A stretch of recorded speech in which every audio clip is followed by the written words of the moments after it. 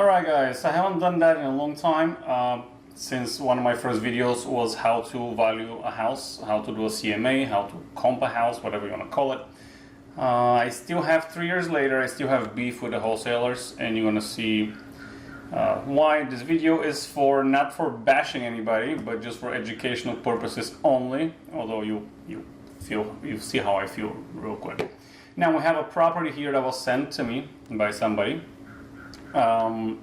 They do a opinion.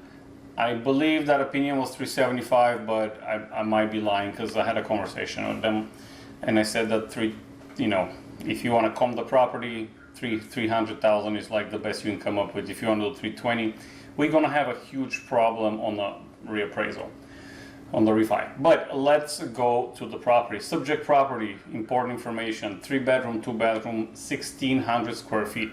Okay, you're gonna see which area it is in just a minute. Rehab estimate is 50K. They do offer some material support at 50K because, as you know, a lot of wholesalers, they just, oh, it's 30 grand. Nothing is 30 grand. But they do 50K. I actually looked at the numbers with the rehab. It looks legit. Average lease price, we will see when we look into the property deeper. So here's the property, 5447 Rosedale Lane. It's in the 32244 zip code here in Jacksonville, Florida. Lot is 14,000 square feet, although this is not as important, but not unimportant at all. Year built 1987, so it's 37 years old. Don't ask me how I know. And we have some general information here. It says value. This is coming from the appraisal website, from the property appraisal website. Now let's see what properties are we comparing it to. Okay, subject property is marked with an X. We got 1, 2, 3. We do not have any scaling of the map because I don't know now if this is 20 miles or if it's 2 miles. I have no idea. We don't have any, I don't see any legend here to see how far this is. However, I think they're in the same zip code, which is great. That's a good sign. Okay, first property, let's see it. This is a 3-3, so we have one more, or half should I say, bathroom. Then we got, the property is 1990, so it's similar year, which is great. Living area is 2,100 square feet. This is a huge difference. I don't know the percentage of it, but it's this percent more, which is a lot. It's a big difference. Sold for $350. So far, so good. In 2023 September. Recording of this video is July 2024. If my math is mathing, that's about 10 months later. So that's an old comp, which it says here, old comp. Similar build style, that's not really relevant, but sure. This is, from all the comps, the most similar property we can get. However, as you see, it's 500 square feet more. So if we're gonna see the approach that we do later on, we're gonna do a second approach, which is price per square foot. If you wanna do that, let me tell you how. That's pretty easy. 350 is the price, divided by 2125. It's 167 per square foot, times 1625, I think was the previous property. We arrive at the price of 267, okay, after repair value, not at 325. So that's about, I don't know, what is that, 50, 60K difference? Just for the comparison price, which I don't like pricing, price per square foot. If you've seen my first video, we only price per square foot on commercial property. However, I went to a lecture recently where I was expanded my horizon to look at that price per square foot as well. It's nothing wrong using both methods. All right, there's some photos of the property here. It's a bit cool. Second property, which is a comp, 2,400 square feet. Now we're going even more. That's almost 1,000 square feet more. It's older, which is not good, but it's bigger, which is good. One street over, much larger. Yeah, no shit. Sold for $344 with a pool. So that should bump the price even up. So again, this is not apples to apples comparison. We want to compare apples to apples. By the way, did any of you notice how many bedrooms we got, how many bathrooms? We got 4-3. Has nothing to do with what we're comparing. We might as well compare it to a barn. It makes no sense. Oh, let's come with the price per square foot later on. Comp number 3 is very close to the original property, 1,500 square feet. Our property is 1,624, I think. Good. It's a 4-2 though. So we could have picked other comps. Let's see if there's other comps. Let's see. But before we see if there's other comps, let's do the price per square foot. This is smaller, has above ground pool as well. So 312 divided by 1495, we get 208 per square foot, which is, I would say, on the higher side. When was it sold actually? Oh, this is the recent purchase contract date, close date. Okay, this is very recent. This is last month. Good. Okay. I'm not unhappy about it. So times 1625. So now we got a higher price for our subject property. Okay, 340,000. Okay, and then the previous one that we didn't do price per square foot. Let's see, 344. This is a seven month comp as well, just so you know, 2462. So see, that's a huge difference between 140 a square foot and 208 per square foot. It's just huge difference. 227. So using this method of price per square foot, we got 207. Then we had 340, I believe. And then the first property we had was, let's see.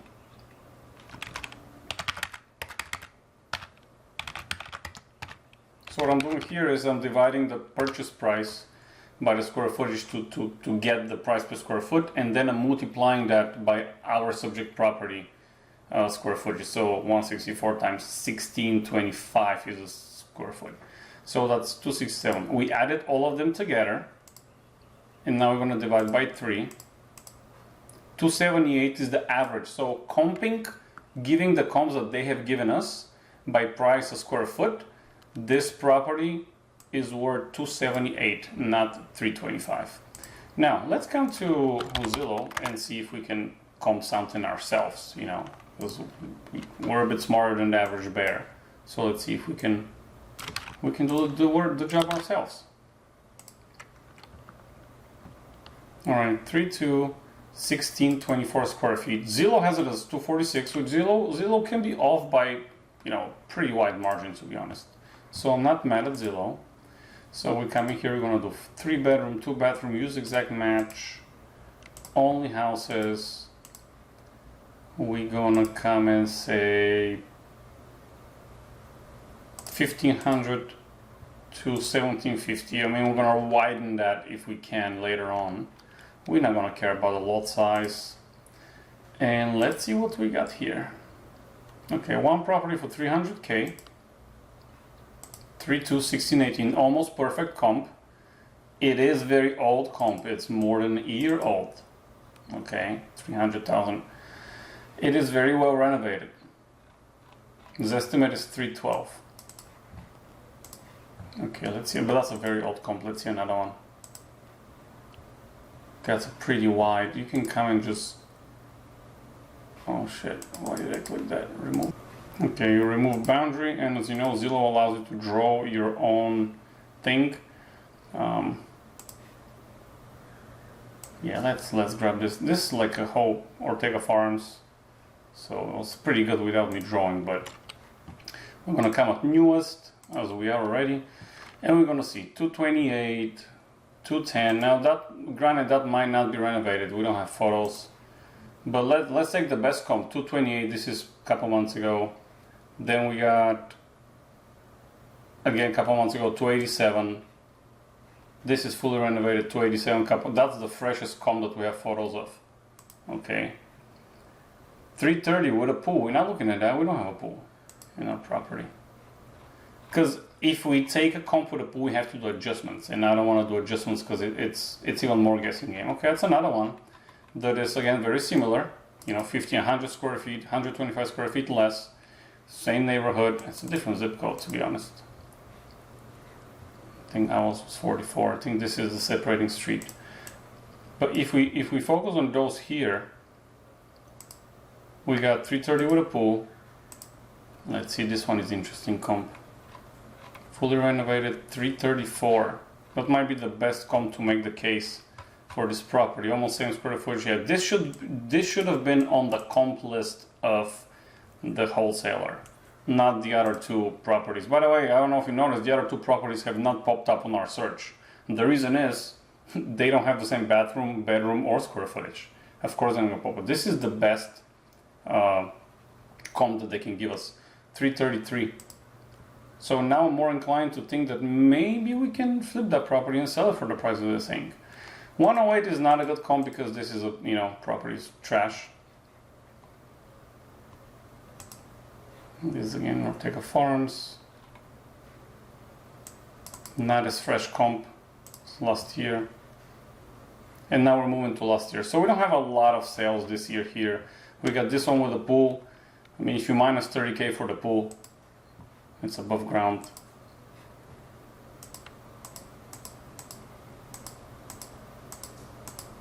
Yeah, it's not, they didn't do a bad job.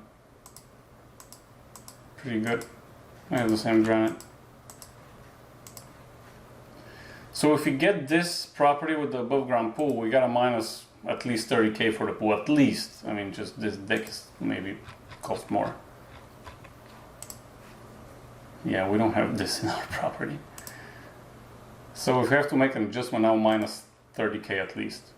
Then we got this house here that is in a different zip code. I saw it is 32210 instead of 44, but it's close enough, I would say. That's 290.